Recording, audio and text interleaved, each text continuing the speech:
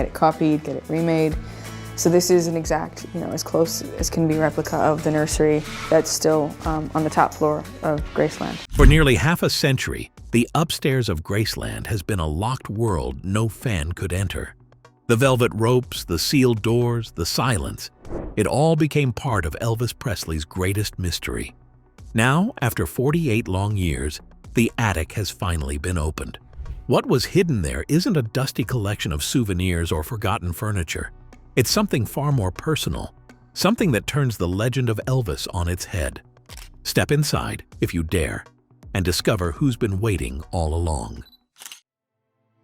Graceland, a house that watches.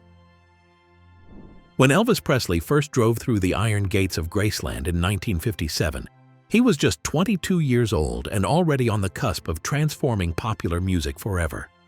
The mansion he bought for $102,500, roughly $1 million in today's money, wasn't just another house.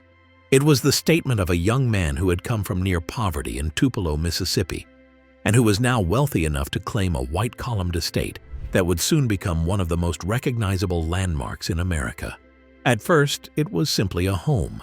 Elvis brought his parents to live with him, filled the grounds with horses, and even introduced a mischievous chimpanzee named Scatter, who was notorious for tearing into parties, lifting women's skirts, and stealing drinks straight out of guests' hands. To outsiders, Graceland already seemed like a world unto itself, part circus, part sanctuary. But for Elvis, the mansion also held a quieter side. By 1964, when the British invasion had the Beatles taking over American radio, Elvis carved out a personal oasis in the meditation garden. There he sat under white columns surrounded by fountains and flowers, far away from the flashing lights and screaming fans. This was where he went to escape the noise, a private retreat for the side of Elvis no one saw. The thoughtful man, the son still rooted in his mother's faith, the man who could be both fragile and searching. In this way, Graceland wasn't just four walls and acreage. It reflected Elvis's dual identity, the global star with velvet jumpsuits, and the quiet dreamer who wanted a moment of stillness. The rest of the mansion was no less symbolic. The infamous jungle room, decorated with green shag carpet that even climbed up the walls, captured Elvis's playful side, a kind of tropical daydream carved into suburban Memphis. In the basement, he installed a state-of-the-art TV room where he could watch 3 different programs at once, something astonishing for the mid-1960s. He constructed a racquetball court with a piano inside, an area in which he would play and sing for several hours with friends before his untimely death. Graceland became his stage and refuge for a theater of the mind, while its rooms reflected the many faces of Elvis. But once Elvis moved out of this world on August 16, 1977, from the downstairs bathroom upstairs, Graceland took on a new meaning. Immediately, it was transformed from being a home to that of a shrine, one hanging frozen in the moment.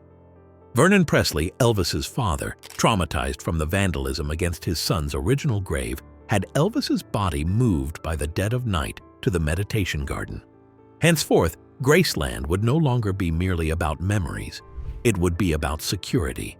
He had installed alarm systems, hired guards, and sealed off whole parts of the house. The upstairs and attic were, above all, sealed off completely. The politician's charm began with privacy, which meant considering the feelings of the Presley family. But with the flow of time, this excuse began to get weaker and weaker. Once Graceland opened its gates in 1982, people walked across the stained glass living room, stood in the kitchen where Elvis used to whip up his famous peanut butter and banana sandwiches, and even got a glimpse of some shining rhinestone jumpsuits he wore on stage. But the rope across the stairs to the second floor became the most tantalizing exhibit in the whole mansion. Nobody from the U.S. presidents and world leaders themselves could go upstairs. The tour guides would always say the same thing. The upstairs is private, out of respect for the family, and that was all that could be said. But that silence, the locked door, the unused attic space, was not only about dignity. For the fans, it escalated into something much more potent. The very inaccessibility made Graceland feel like it was returning the stare. The visitors stood looking at glittering trophies and gazing up at the staircase, pondering what secrets the house itself was guarding. Soon enough, the mansion ceased to be only one of Elvis's homes. It turned into the closest observer of his sealed secrets. Yet the reason the attic remained locked for nearly 5 decades wasn't just to preserve privacy. It was to bury the shadow of the day Elvis Presley's heart gave out upstairs, the moment when Graceland turned from a house into a mausoleum. The day the music stopped. August 16, 1977, began as just another humid Memphis morning. Upstairs at Graceland, the curtains in Elvis Presley's bedroom were drawn tight, sealing the room in darkness and cool air. At 42, Elvis lived on an inverted schedule. Nights stretched into dawn with rehearsals, reading, or pacing the halls. Days were for rest. For those around him, it was routine for Elvis to be asleep at midday. But this morning carried an uneasy quiet, though no one recognized it yet. Around 2 o'clock that afternoon, Ginger Alden, Elvis's girlfriend, stirred awake. She assumed Elvis would eventually rise. By 2:30, the silence felt strange. No piano chords drifting from downstairs, no TV hum, no footsteps of staff. She approached the bathroom, knocked, and when there was no answer, pushed the door open. Elvis lay on the floor, unconscious, pajama bottoms around his ankles. His face was already turning blue. In that moment, the king of rock and roll was no larger-than-life legend, but a man in desperate need of saving. Chaos erupted. Joe Esposito, Elvis's close friend and road manager, rushed upstairs and began CPR. Calls went out for an ambulance.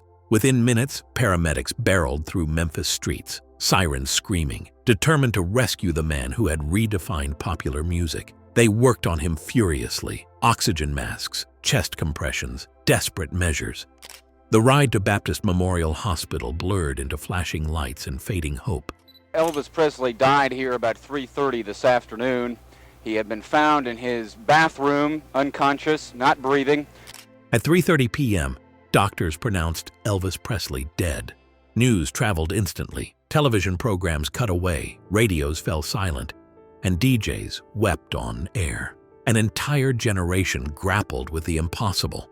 The man who had changed music forever was gone at 42. The official notification came quickly. Cardiac arrhythmia and irregular heartbeat had slain Elvis, the medical examiner, Dr. Jerry Francisco, stated. To reporters, he insisted that there was nothing more sinister, natural causes, but whispers rose immediately. Fans had followed his downfall over the years. His weight fluctuations, slurred words on stage, forgotten lyrics.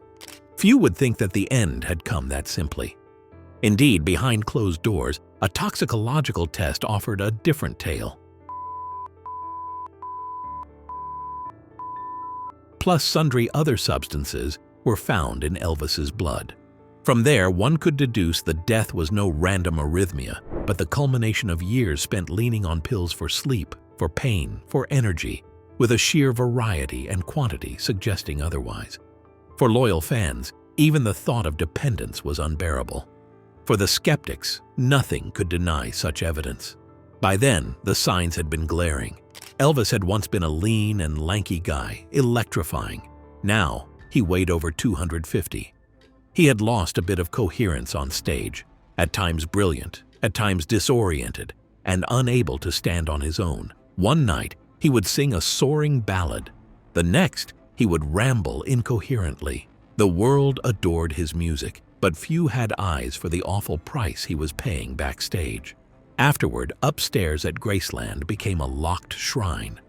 Heartbroken, Vernon Presley would forever confine it to his parlance. The attic above it had been hush-turned into a sort of black stairwell. Vernon wasn't just concealing the memories, he was protecting himself.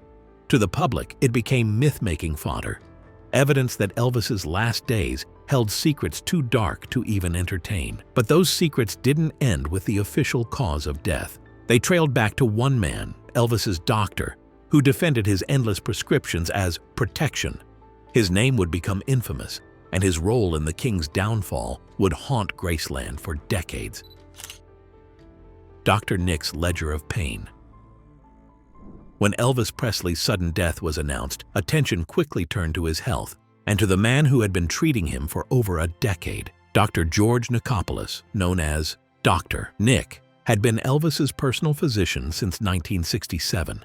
More than a doctor, he was part of the entourage, traveling with Elvis, sharing meals, and controlling access to the medications the star depended on. To fans, he was meant to safeguard Elvis's health. To critics, he became the symbol of reckless overprescription. The numbers were staggering. In the final 8 months of Elvis's life, Dr. Nick wrote nearly 200 prescriptions, over 10,000 pills, capsules, and vials. The year before, almost 19,000 doses. On average, Elvis was receiving more than one prescription a day. Friends recalled him traveling with entire suitcases of bottles, enough to stock a pharmacy. To outsiders, it seemed impossible that one doctor could justify such a regimen without knowing the danger. Dr. Nick defended himself. Elvis, he argued, suffered from real conditions: chronic pain from an Army head injury, severe glaucoma, and painful colitis. Each prescription, he said, had a medical purpose. His defense was about control. If he didn't provide the substances, Elvis would have turned to street sources. Dr. Nick insisted he was trying to manage an impossible situation, balancing harm reduction with dependency. Authorities saw it differently. In 1980, just 3 years after Elvis's death, Dr. Nick was indicted on 14 counts of overprescribing, not just to Elvis, but to others. Prosecutors painted him as a doctor who fueled addictions for profit. The jury acquitted him, believing Elvis would have sought substances regardless. But suspicion lingered. By 1995, the Tennessee Board of Medical Examiners revoked his license permanently. Public opinion hardened to many. Dr. Nick had failed the king. Decades later, however, new research complicated the story. In 2020, author Sally A. Hodel argued in Destined to Die Young that Elvis's decline couldn't be explained by substance abuse alone. She pointed to inherited conditions, including alpha-1 antitrypsin deficiency, a disorder damaging the liver and lungs. Combined with immune problems, these illnesses may have caused the very symptoms Elvis medicated: fatigue, pain, breathing trouble, and infections. If it is true, prescriptions contemplated by Dr. Nick, excessive in all likelihood, might be taken as misguided attempts to address incurable ailments with tools of limited effectiveness for that time. Nevertheless, the optics were ruthless. Elvis's once commanding figure had bloated beyond recognition, the voice had become woeful, and the great star was dimmed by pain and chemical dependence. Fans bore witness to every one of his last tours. Whether through a genetic illness or reckless prescribing, the result was the same. The king was fading away before the audience's eyes. The attic remained locked away from grief and, above all, shame. It loomed above the certain rooms where Elvis had reached the tragic ending of his spiral, its silence resonant with the silence of Dr. Nick and others who shielded the truth. But even as medical debates and accusations swirled, the public's obsession veered elsewhere. If Elvis's doctor explained how he died, fans clung to a different fantasy: that he never really left at all. And those rumors only grew when Graceland itself nearly slipped out of Presley's hands. Rumors, fakes, and a close call. When Elvis Presley's death was announced in August 1977, disbelief swept the nation. Elvis Presley died today. He was 42. Apparently it was a heart attack. He was found at his home in Memphis, not breathing. Some fans mourned in tears outside Graceland, while others refused to accept it at all. Almost instantly, rumors claimed Elvis hadn't died. He had slipped into hiding. That spark grew into one of the most enduring celebrity myths of the modern era. The first sighting came days after his funeral. Airport staff in Memphis said a man resembling Elvis purchased a ticket to Buenos Aires under the name John Burroughs, a pseudonym Elvis had once used. Witnesses described him as heavier, wearing a white jumpsuit and oversized sunglasses. Soon after, a woman in Kalamazoo, Michigan, swore Elvis served her at Burger King, his unmistakable voice asking if she wanted cheese. From there, sightings exploded. By the late 1970s, Elvis was spotted everywhere: gas stations, grocery stores, even concerts, sometimes in disguise. Wild theories spread. Some claimed he joined witness protection after helping the FBI. Tabloids like Weekly World News thrived, publishing an Elvis Watch column that kept the frenzy alive. At Graceland, the rope blocking the staircase upstairs became less about privacy and more about mystery. Fans whispered that Elvis himself might still be hidden there. Fueling the rumors were oddities surrounding his death. Why did his casket reportedly weigh 900 pounds? Why did the body look wax-like? And why did his gravestone spell his middle name Aaron instead of Aaron? Believers pointed to a staged death. Skeptics dismissed them as grief-fueled exaggerations. Either way, the myth of Elvis' lives endured, making Graceland both shrine and mystery site. In 2024, Graceland was almost under greater threats. Little-known company Nosani Investments and Private Lending, LLC, asserted that Riley Keough, the granddaughter of Elvis, had a debt of many millions of dollars in respect of loans not paid. According to court documents, her forfeiture of Graceland was suggested, announcing an auction by an alleged company. The fans were horrified. Could Elvis's estate, which sees hundreds of thousands each year, really go to the highest bidder? Riley's lawyers argued that the documents were forgeries. They filed an emergency motion in Shelby County Court, declaring the auction fraudulent. Drama unfolded in public, with fans frantically refreshing news feeds and flooding online forums. Would the core of Elvis's legacy within Graceland be stripped away? In a last-minute decision, the judge stepped in and called for the auction's suspension, pointing to Graceland as a unique cultural treasure whose loss would present an irreparable public calamity. Even more bizarrely, no one from Nosani Investments cared to come to court to defend their stake in Graceland. Just like that, the so-called lenders disappeared, leaving behind only a hint of suspicion. Graceland was safe, at least for now, and this fright left scars. For Riley, Graceland's silence and secrets, which had appeared to be defense mechanisms, no longer worked. For decades, the family had preserved the upstairs as a private retreat. Yet almost losing the estate forced a long-deferred confrontation. If outsiders could get so close to seizing Elvis's sanctuary, then wasn't it time to deal with what was on the other side? And so, on a cold morning in early 2025, archivists climbed the stairs, turned a brass key, and opened a door that had been shut for 48 years.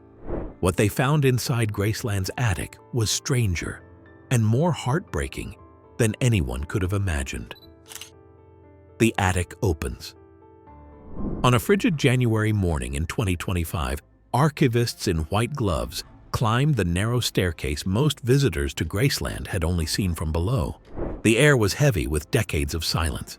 No one had entered since August 1977, the month Elvis Presley died. Using a brass key passed down through the Presley family, they turned the lock. The door creaked like a sigh, as if it had been holding its breath for nearly 50 years. Inside wasn't a cluttered loft, but a carefully preserved time capsule. Blackout curtains covered the dormer windows. A small air conditioner still hummed, serviced from below by staff who had never stepped inside. Unlike the mansion's flamboyant rooms, the attic was plain, almost monastic. It seemed designed as Elvis's private refuge, unadorned, deliberate, secret. Against one wall sat boxes labeled in his handwriting: Tupelo 1945, Army Days, Hollywood, Comeback Special, Vegas. They charted his life in ordered chapters. One, however, was chilling. Marked only after and dated 1977, it raised questions. Why prepare a box for the year of his death? And for whom did it mean? The archivists began their work. In the Tupelo box was a tattered teddy bear patched by his mother, Gladys, the childhood companion of a poor, lonely boy. In the Army Days box, a Bible reinforced with tape, filled with notes and underlined verses, showed Elvis searching for grounding during military service. Other artifacts revealed the man behind the myth. A jailhouse rock leather jacket contained a note which read, "Wear this when you need to disappear," implying that he had struggled with fame. The heavily underlined books on Eastern spirituality and the afterlife show a man in search of meaning beyond the limelight. The one that really chilled to the bone was a set of reel-to-reel tapes labeled Practice Sessions 1976. As the tapes rolled, Elvis's voice poured into the attic, pure, weary, achingly human. One had a bare version of Unchained Melody, recorded a few months before his death. Deeply emotional, the great man broke down in a voice full of humility. Experts said it was as though Elvis were confronting his own mortality, singing for himself rather than an audience. Then there was the ugliest beauty to reveal: a tended attic, an air conditioning system that worked through decades. The boxes were not dusty, they were not jumbled, they were curated, made up. Someone, perhaps a loyal staff or family insider, had long attended the silent space without ever voicing it. In that regard, the attic was not abandoned. It was inhabited, not by an intruder, but by Elvis himself, through the objects, notes, and recordings he left behind. His voice, his words, his presence lingered, preserved as if time had stood still. For decades, the attic had been keeping the most intimate pieces of a man the world thought it had already known. Thanks for watching. If you enjoyed this story, don't forget to like the video, drop a comment with your thoughts, and subscribe so you never miss what's coming next. And when you're ready, go ahead and click on the next video on your screen. There's so much more waiting to be uncovered.